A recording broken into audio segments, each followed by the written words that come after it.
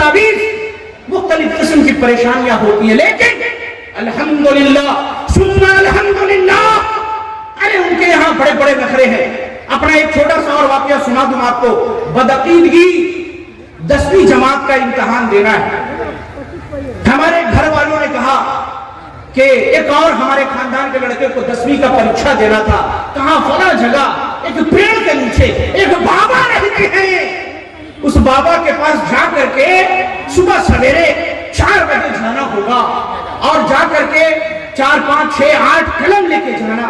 اس وقت روشنائی والا قلم ہوتا تھا، فاؤنٹین پین، اس سے لکھا جاتا ہے۔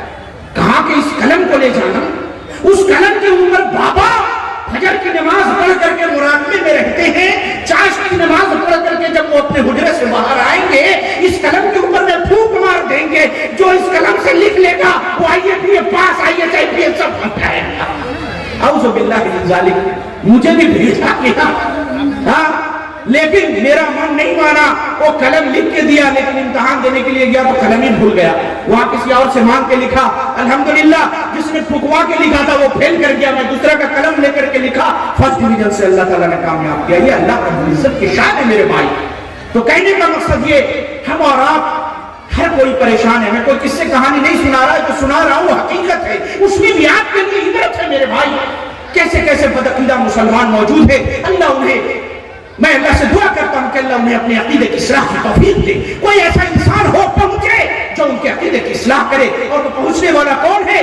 نبوت کا سلسلہ ختم ہو گیا، اللہ آسمان سے کسی کو نبی بنا کر بھیجنے والا نہیں۔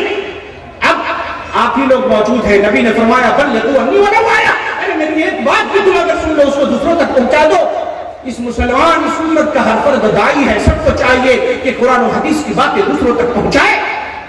تو میں یہ کہہ رہا تھا، ہم اور آپ میں سے ہر شخص پریشان ہے نا، لیکن ہم چکے الحمدللہ ثم الحمدللہ اہل حدیث ہیں، کتاب و سنت پر عمل کرتے ہیں، قرآن و حدیث پہ عمل کرتے ہیں۔ ہم اپنی پریشانیوں میں کسی بابے کے پاس، کسی مزار پہ نہیں جاتے، کیونکہ اللہ رب العزت نے کیا کہا کہ جب تمہیں کوئی پریشانی ہو تو اللہ سے مدد طلب کرو۔ مدد کیسے طلب کرو؟ فرمایا اللہ رب العزت نے وَاسْتَعِينُوا بِالصَّبْرِ وَالصَّلَاةِ، اے مسلمانوں جب تمہیں کوئی پریشانی لاحق ہو جائے، اے مسلمانوں جب تم کسی پریشانی کے شکار ہو جاؤ، وَاسْتَعِينُوا بِالصَّبْرِ وَالصَّلَاةِ، پریشانی پہ گھبرانا نہیں، اللہ رب العزت کی ذات پہ بھروسہ رکھنا، صبر کرنا، وَاسْتَعِينُوا بِالصَّبْرِ وَالصَّلَاةِ، اور جب پریشانی آ جائے نماز پڑھنا، سجدہ ریز ہو کر کے نماز میں دعا کرنا۔ یہ اللہ نے ہمیں سکھایا کہ پریشانی میں ادھر ادھر بھٹکنا نہیں، اللہ سے دعا مانگنی۔ میں آپ کے سامنے ابو داؤد کی اور علامہ البانی نے بھی اس کو سلسلۃ الصحیحہ میں ذکر کیا ہے، ایک بالکل صحیح روایت پڑھتا ہوں، اور کئی حدیث کی کتابوں میں ہے۔ صحابی کہتے ہیں کہ کان نبی صلی اللہ علیہ وسلم اذا حزبہ امر صلی، کیا مطلب؟ کہتے ہیں کہ جب اللہ کے رسول صلی اللہ علیہ وسلم کو کوئی پریشانی آتی، کوئی فکر اور کوئی پریشانی لاحق ہوتی، آپ صلی اللہ علیہ وسلم وضو کر کے مصلی پہ کھڑے ہو جاتے اور نماز پڑھنا شروع کر دیتے۔ اللہ اکبر، اللہ کے رسول پریشانی آئی، کان نبی صلی اللہ علیہ وسلم اذا حزبہ امر صلی، جب بھی کوئی پریشانی ہوتی اللہ کے رسول اللہ کی بارگاہ میں دعا کرتے، سجدہ ریز ہوتے، نماز میں جا کر کے گڑ گڑا کر کے دعائیں کرتے۔ یہ ایک مسلمان کی شان ہونی چاہیے۔ اور ایک اور روایت میں موجود ہے کہ کان نبی صلی اللہ علیہ وسلم اذا حزبہ امر، جب آپ کو کوئی پریشانی آتی آپ صلی اللہ علیہ وسلم اللہ کی بارگاہ میں دعا کر کے فرماتے یا حی یا قیوم برحمتک استغیث، اے ہمیشہ زندہ رہنے والے، اے ہمیشہ قائم رہنے والے، برحمتک استغیث، اے اللہ تبارک و تعالی میں تیرے رحمت کے وسیلے سے تجھ سے سوال کرتا ہوں، اے اللہ تبارک و تعالی تو میری اس مصیبت و پریشانی کو دور کر دے۔ وسیلہ، آج لوگ کہتے ہیں کہ دیکھو یہ لوگ وہاں بھی ہے، وسیلہ کو نہیں مانتا۔ اللہ اللہ، ارے اہل حدیث تو وسیلہ کو سب سے زیادہ مانتے ہیں۔ وسیلہ اختیار کرنے کا حکم اللہ نے دیا، وسیلہ آپ جانتے ہیں، وہ روایت بخاری کی آپ نے سنی ہوگی، اتنی سال تقریریں ہوا کرتی ہیں، مجلس کے اندر علماء آتے رہتے ہیں. آدمی کو چاہیے کہ آدمی اپنے نیک عمل کا اللہ کی بارگاہ میں وسیلہ بنائے. نیک عمل کا وسیلہ کیسے بنائے گا؟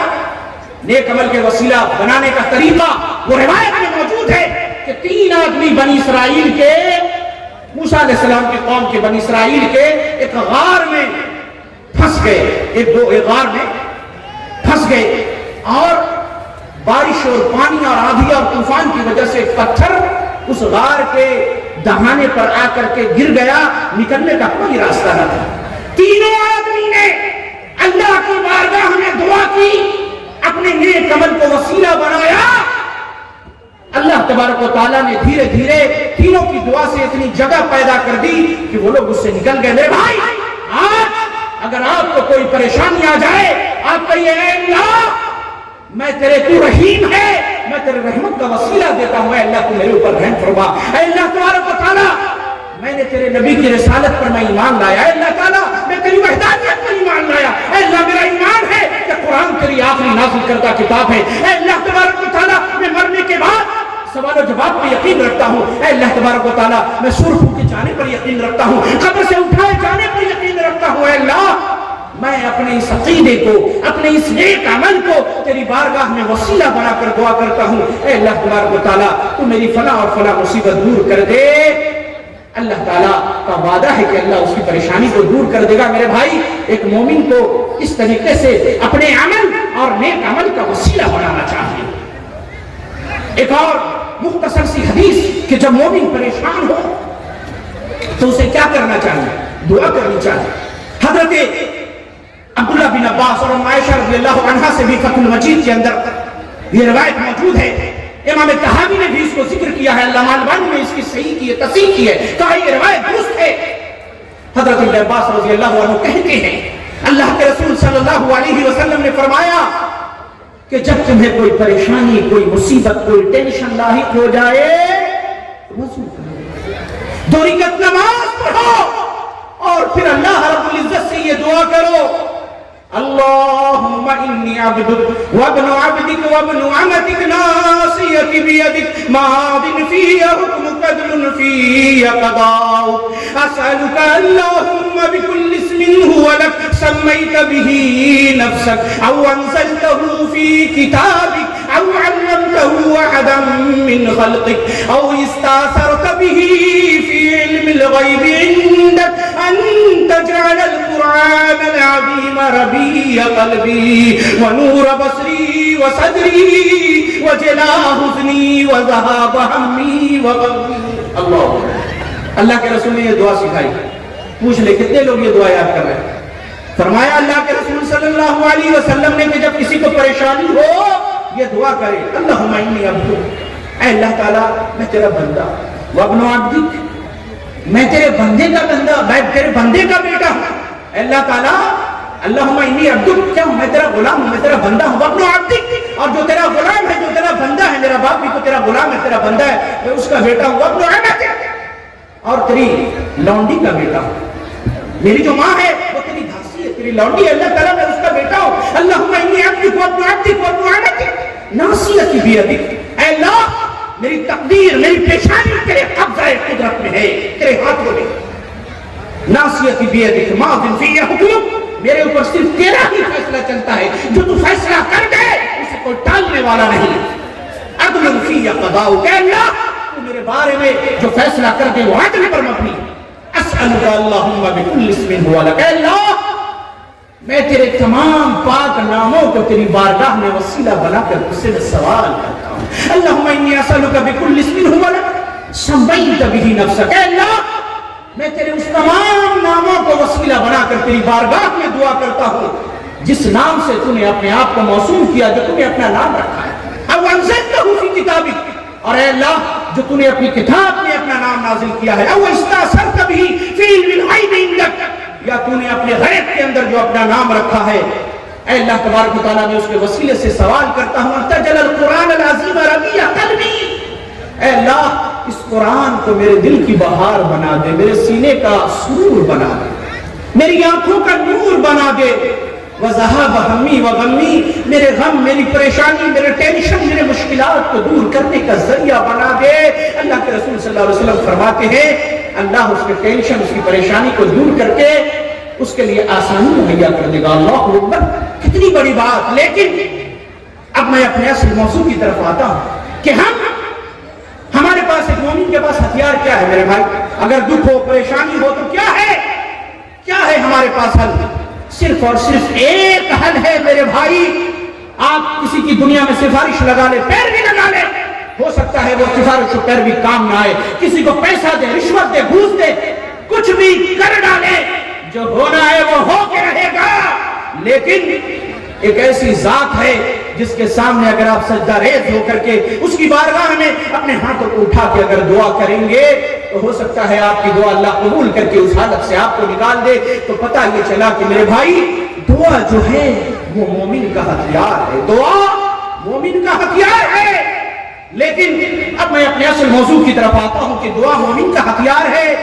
ایک آدمی میدان جنگ کے اندر، کہتے ہیں نا انیک شترو آچے، بہت سارے دشمن ہیں، لڑنے کے لیے ایک مسلمان نکلا، تلوار ہے اس کے پاس، ہتھیار ہے، لڑے گا دشمن سے، دشمن مارے گا تو دشمن کو مارے گا۔ تلوار پہ زنگ لگا ہو، تلوار کی دھار خراب ہو، تلوار بالکل بوتر ہو، اس پہ کوئی دھار ہی نہ ہو، اگر وہ اس تلوار سے کیلا کاٹے تو شاید وہ بھی نہ کٹے، بالکل بیکار۔ تو اگر میدان جنگ میں ہتھیار جو ہے وہ زنگ لگ جائے، بیکار ہو جائے، وہ ہتھیار اس کے کس کام کا؟ اسی طریقے سے میرے بھائی، مومن کا ہتھیار اس کی دعا ہے۔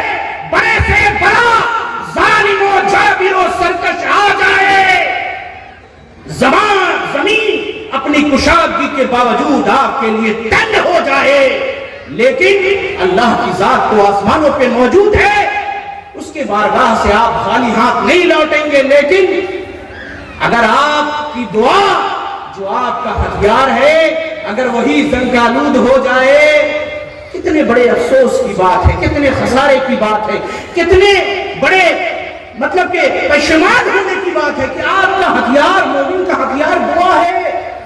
آج ہم اور آپ میں سے ہر کوئی دعا کرتا ہے، لیکن ہماری دعا قبول نہیں ہوتی۔ کیوں نہیں قبول ہوتی؟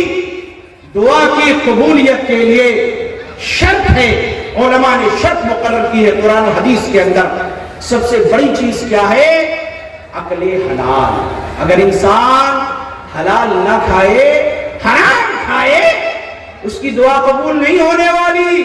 آج اللہ کے رسول صلی اللہ علیہ وسلم کی ایک حدیث صحیحین کی روایت کے اندر موجود، اور اس مفہوم کی کئی روایتیں متعدد کتب حدیث کے اندر موجود ہیں مختلف الفاظ کے ساتھ۔ اللہ کے رسول صلی اللہ علیہ وسلم نے فرمایا، یاتی علی الناس زمان، اے میرے امت کے لوگوں سنو، یاتی علی الناس زمان، لوگوں کے اوپر ایک ایسا زمانہ آنے والا ہے، لوگوں کے اوپر ایک ایسا دور آنے والا ہے، یاتی علی الناس زمان لا یبالی المرء ما اخذ من الحلال ام من الحرام۔ انسان کے پاس جب مال آئے گا اسے اس کی کوئی پرواہ نہیں ہوگی، مال حلال کا ہے یا حرام کا ہے۔ آج کیا ہم اسی حالت سے نہیں گزارے میرے بھائی؟ غور کریں، ہم میں سے ہر بڑا بوڑھا سمجھدار نوجوان مال آ رہا ہے، ایک دوست ہے، نمازی ہے، متقی ہے، پرہیزگار ہے، اس کا دوست دو طرح کی کمائی ہے، حرام کماتا ہے، سود پہ پیسہ لگاتا ہے، دکان کھول کر آج مسلمان، اس کے پاس مال آنا چاہیے، ایک بہت ہی داڑھی رکھے ہوئے متقی پرہیزگار نیک مسلمان، لوگ ان کو دیکھ کے جھک کے کرتے ہیں سلام۔ ایک ایسے مسلمان کو دیکھا، اس نے جنرل اسٹور کھولا لاک ڈاؤن میں۔ کیا کھولا؟ جنرل اسٹور، کہ بھائی لاک ڈاؤن ہو گیا ہے، کیا کرنا ہے؟ دکان کھول رہا ہے، بال بچے کا پیٹ چلانا ہے، نوکری تو چلی گئی۔ پہلے فتویٰ دیتا تھا کہ سگریٹ حرام ہے، بالکل حرام ہے، نشہ ہے، جردہ حرام ہے، گٹکا پڑیا کھانا حرام ہے، ٹھیک کہتا تھا۔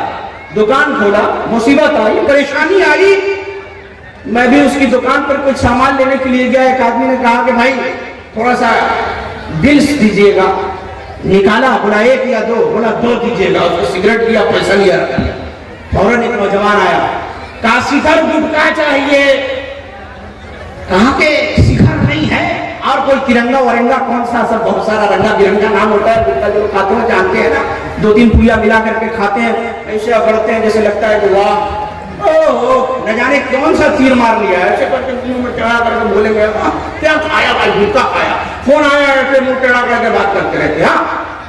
सोचते हैं कि हम बहुत फख्र का काम कर रहे हैं।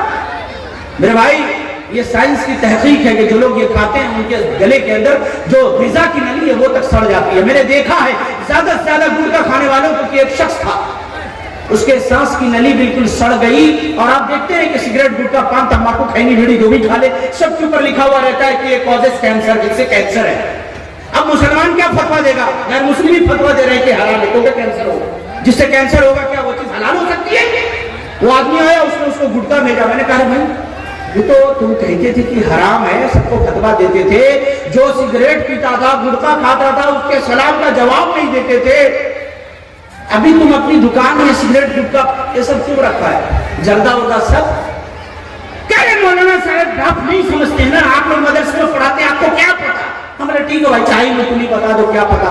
बोला मेल रखना होगा, उधर उधर सामने में 2-3 दुकान खुल गया, सब सिगरेट रखा है, अगर मेरे पास आएगा कस्टमर बिस्किट पारोटी सब दूंगा, अगर सिगरेट नहीं दूंगा मेरा कस्टमर टूट जाएगा, वक्त चला जाएगा, मेरा रिस्क खत्म हो जाएगा, मेरा कस्टमर टूट जाएगा, मेरी रोजी मर जाएगी। नऊज़ु बिल्लाह मिन ज़ालिक, सुम्मा अस्तग़फिरुल्लाह, ला हौला वला कुव्वता इल्ला बिल्लाह। ये मुसलमान का अक़ीदा होता है कि मैं अगर हराम चीज बेचूंगा, तदखीन नशे के सामान को बेचूंगा, वो कस्टमर आएगा, मेरे रिस्क में बरकत होगी, अगर नहीं बेचूंगा मेरा कस्टमर टूट जाएगा। उसे नहीं पता कस्टमर को भेजने वाला, रिस्क में बरकत देने वाला अगर कोई है तो अल्लाह रब्बुल इज्जत की जात है। किसी सामान के, हराम सामान के बेचने से दुकान में कस्टमर नहीं आया करते, अगर जाहिरी तौर पर आएंगे उस माल में कभी बरकत नहीं होगी और आप मुख्तलिफ किस्म के दुख और परेशानी और मुसीबत के शिकार होते रहेंगे। अल्लाह के रसूल सल्लल्लाहु अलैहि वसल्लम ने फरमाया यातिया लिन्नास ज़मानुन, लोगों पे एक जमाना आने वाला है। कैसा जमाना? इंसान जो लेगा, एक दोस्त है उसके दोस्त ने उसे दावत दी, हम में से कितने लोग हैं बड़े बड़े उलमा, शेखुल हदीस, मौलाना, एक आदमी है मालूम है हर मुसलमान पे शक करना ये हराम है, हुस्न ज़न रखना है, मालूम है कि ये मुसलमान 2 नंबर का धंधा करता है, लोगों का माल हड़प करके रखा है, झूठ बोल बोल करके माल हड़प किया हुआ है, बहन का हिस्सा नहीं दे रहा है, ये भी तो हराम खोरी है। बहुत बड़े मौलाना है, जायदाद के अंदर बहन को हिस्सा देना है, बहन का हक मार लिया, पूरी उम्र हराम खा रहा है।